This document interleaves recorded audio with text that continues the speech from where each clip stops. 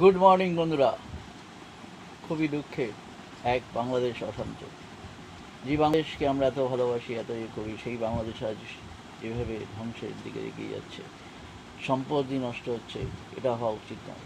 সকলকে একান্ত অনুরোধ, তোমরা শান্ত হও, নিজের জিনিস নিজে রক্ষা করার চেষ্টা করো। এইভাবে মানুষকে মেরে কোনো কিছু এগোতে পারে না। শান্ত হয়ে, শান্ত মানে নিজের দেশকে নিয়ে এগোতে হবে।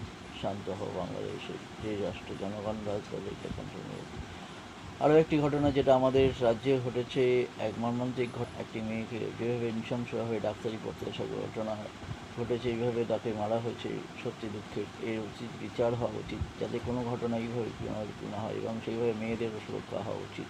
এটা আমার মনে হয়, এটাই সুরক্ষাটা সবচেয়ে বেশি দরকার। কারণ মেয়েরা যেভাবে অত্যাচারিত হয়, সেটা যাতে না হয় তার প্রতিষ্ঠান থাকা উচিত।